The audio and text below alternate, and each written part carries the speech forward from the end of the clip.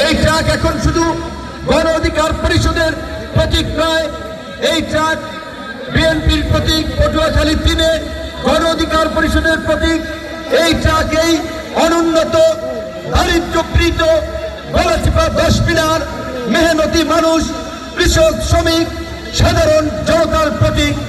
আমাদের যে লক্ষ্য উদ্দেশ্য, আমরা বারবার বলেছি, কৃষি প্রধান এই চরাঞ্চল, এই গলাচিপা 10 মিনার, আপনারা জানেন এই চরগুলোতে তরমুজ দিতে গিয়ে, ধান উৎপাদন করতে গিয়ে কৃষকরা রাজনৈতিক হয়রানির শিকার হয়, রাজনৈতিক নেতৃবৃন্দের দ্বারা জুলুমের শিকার হয়, মাছ ধরতে গিয়েও চাঁদা দিতে হয়, ধান এবং তরমুজ ট্রলারে করে ঢাকায় নিত, পদে পদে চাঁদা দিতে হয়। ভিন্ন মতের রাজনীতির কারণে মানুষকে হয়রানির শিকার হতে হয়। সময় মতো সিন্ডিকেটের কারণে কৃষক সার পায় না, বীজ পায় না, ওষুধ পায় না।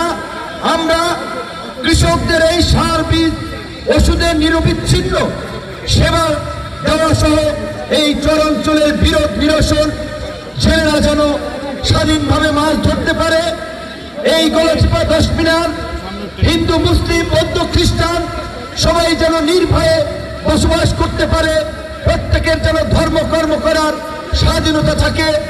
এই সমাজের অর্ধেক অংশই নারী, সেই নারীদের জন্য একটি নিরাপদ সামাজিক ব্যবস্থা, আমাদের মা বোনেরা, আমাদের ছোট শিশুরা ছোটখাটো অসুখে আক্রান্ত হলেও পটুয়াখালী যেতে হয়, বরিশাল যেতে হয়, কারণ এই গলাচিপায় উপজেলা হসপিটালে পরিপূর্ণ চিকিৎসা হয় না। আমরা চাই উপজেলা পর্যায়ে একটা মানসম্মত চিকিৎসা সেবা নিশ্চিত করা। আমাদের এই উপজেলার চরাঞ্চল থেকে শুরু করে পৌর এলাকার রাস্তাগুলোর বেহাল দশা, আমরা চাই এই রাস্তাগুলোকে পরিকল্পিতভাবে, সুন্দরভাবে সড়কগুলোকে গড়ে তোলা।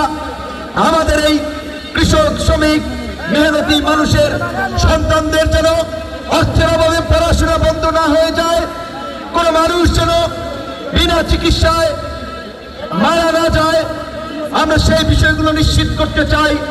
সর্বোপরি এই দেশের এই জনপদের উন্নয়নের জন্য, এই জনপদকে এগিয়ে নিতে, এই জনপদের মানুষের জন্য একটি সুখী সমৃদ্ধ গলাচিপা 10 মিনার গড়ে তোলার জন্যই আমি এই এলাকা থেকে প্রার্থী হয়েছি। আপনারা জানেন আমি ঢাকা বিশ্ববিদ্যালয়ের ভিপি ছিলাম, জাতীয় পর্যায়ে আলহামদুলিল্লাহ আপনাদের দোয়ায় সকল মানুষ চিনে, চাইলে দেশের বিভিন্ন জায়গা থেকে নির্বাচন করতে পারতাম। আমাকে অনেকেই পরামর্শ দিয়েছে ঢাকা থেকে নির্বাচন করেন, এত কষ্ট লাগবে না, পয়সা খরচ হবে না, আপনাকে সবাই চেনে, সহজে ভোট দেবে। আমি বলেছিলাম এই জনপদের মানুষ আমাকে তাদের সন্তান মনে করে, এই মাটির সন্তান মনে করে।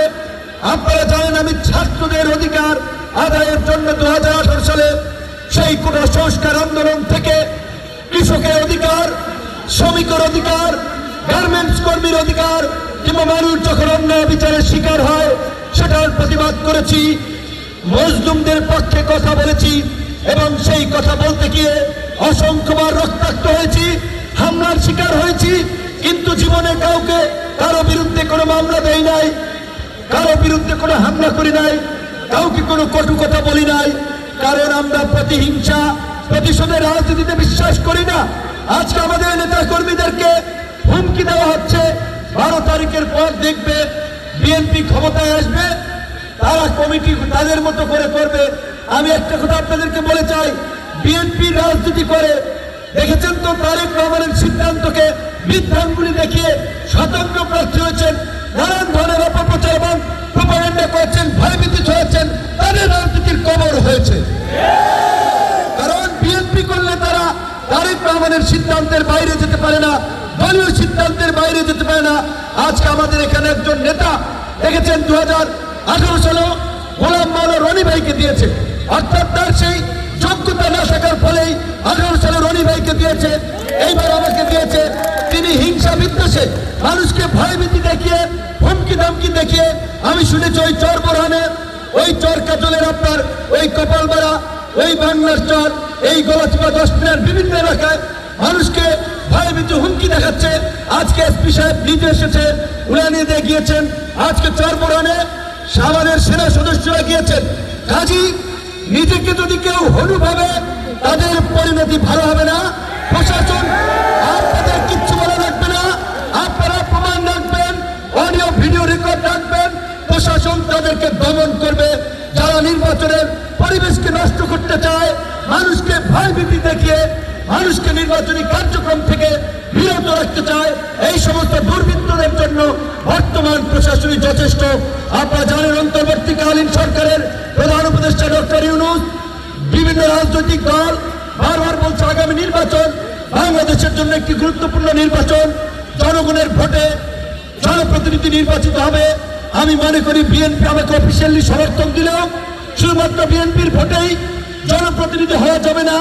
দল মত নির্বিশেষে আওয়ামী লীগ, বিএনপি, চরমোনাই, জামাত সকলের সমর্থন নিয়ে এই জনপদের সন্তান হিসেবে আপনাদের অধিকারের জন্য, বাংলাদেশের মানুষের অধিকারের জন্য আগামী 12ই ফেব্রুয়ারির সংসদ নির্বাচনে আপনার ডাক মার্কায় ভোট দিয়ে আমাকে যদি জয়যুক্ত করেন, আমি আপনাদেরকে অঙ্গীকার করতে পারি আমার জীবনের শেষ রক্তবিন্দু থাকা পর্যন্ত শুধুমাত্র আপনাদের কল্যাণ নয়, এই দেশের মানুষের কল্যাণে আমার জীবন উৎসর্গ করব। আমার বাবা কোনো শিল্পপতি নয়, বড় রাজনৈতিক নয়, সাধারণ পরিবার থেকে উঠে এসেছি। কাজে আমি আপনাদের মতোই একটি সাধারণ পরিবারের সন্তান। আপনারা আমার জন্য দোয়া করবেন, আমাদের মা বোনেরা, ভাইয়েরা আপনাদের দোয়া চাই। আসসালামু আলাইকুম।